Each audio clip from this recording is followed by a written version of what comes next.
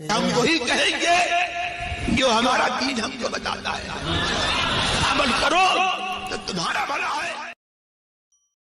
السلام علیکم ورحمۃ اللہ تعالی وبرکاتہ۔ میں ناچیز غفران احمد مصباحی جماعت رضائے مصطفیٰ میں شامل ہونے والے جملہ ارباب اہل سنت کا خیر مقدم کرتے ہیں۔ ایک صاحب نے سوال کیا تھا کہ ناف کے اوپر پاجامہ یا پینٹ باندھ کر نماز پڑھنے کا حکم کیا ہے؟ یاد رکھیں کہ احناف کے نزدیک ناف کا حصہ سطر میں داخل نہیں، ناف کے فوراً بعد مرد کا سطر عورت شروع ہو جاتا ہے۔ اگر لنگی یا پاجامے کے اوپر کرتا یا چادر ہے تو سہولت کے حساب سے حسب سہولت ناف کے اوپر یا ناف کے نیچے کہیں بھی پاجامہ باندھ سکتے ہیں، اور اگر اوپر کے حصے پر کرتا یا چادر نہیں ہے یا چھوٹا لباس ہے تو ایسی صورت میں اس طرح پاجامہ یا لنگی باندھے کہ ناف کے نیچے کا حصہ نظر نہ آئے۔ یاد رہے کہ مرد کا سطر عورت ناف سے گھٹنوں تک ہے۔ اگر اس قدر کسی کے پاس سطر عورت ہے، اگر اس قدر اس نے سطر عورت کیا تو نماز درست ہو جائے گی، نماز بالکل درست ہے، واللہ عالم۔ ایک صاحب نے سوال کیا ہے کہ حضرت کچھ لوگ عصر کی اذان سے لے کر مغرب کی اذان تک کچھ کھاتے نہیں، اس کا کیا حکم ہے؟ دیکھیے، رمضان کے علاوہ اس وقت کھانے میں کوئی حرج نہیں، اور یہ عوام کی غلط فہمی ہے۔ قرآن و حدیث میں بھی اور کسی عالم سے بھی کوئی ایسا فعل نہیں دیکھا، اور بالکل جائز ہے، کھا پی سکتے ہیں، اللہ عالم بالصواب۔ ایک صاحب نے سوال کیا ہے کہ جمعرات کو غوث پاک کے نام کا چراغ جلانا کیسا ہے؟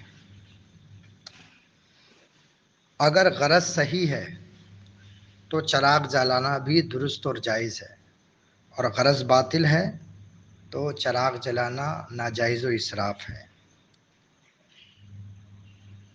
اگر صحیح غرض کے لیے جلایا، صحیح غرض کیا ہے کہ مان لیجئے کسی مسافر کو راستہ دینے کے لیے یا قرآن پڑھنے کے لیے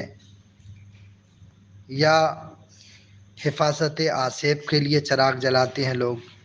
اب وہ چراغ چاہیں کسی بھی کی بھی طرف منسوب ہو، چاہے غوث اعظم کی طرف منسوب ہو، یا چاہے سرکار اعلی حضرت کی طرف منسوب ہو، یا سرکار مخدوم اشرف سمنانی علیہ الرحمۃ و رضوان کی طرف منسوب ہو، اگر آصیب کے لیے چراغ جلایا ہے اور آصیب کو ختم کرنے کے لیے تو یہ غرض صحیح ہے، تو اس کے جلانے میں کوئی حرج نہیں ہے۔ اور اگر غرض باطل ہے، کوئی مقصد نہیں ہے، تو اس کے لیے چراغ جلانا جو ہے یہ ناجائز ہے۔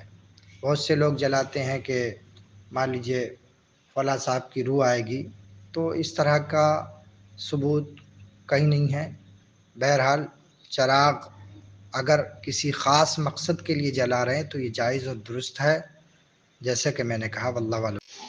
ایک صاحب نے سوال کیا ہے کہ بوتل یا گلاس میں پینے کا پانی ہو اور اس میں غلطی سے پیر لگ جائے تو پانی پی سکتے ہیں یا نہیں؟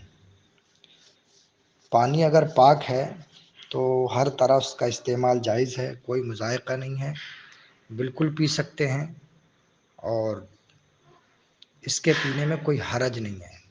بعض لوگوں کا خیال ہے یا اکثر لوگوں کو کہتا ہوا میں نے بھی سنا ہے کہ گلے میں درد ہوتا ہے، یا اس طرح کی باتیں میں نے سنی ہیں، باقی اس کے استعمال میں کوئی بھی حرج نہیں ہے، واللہ اعلم۔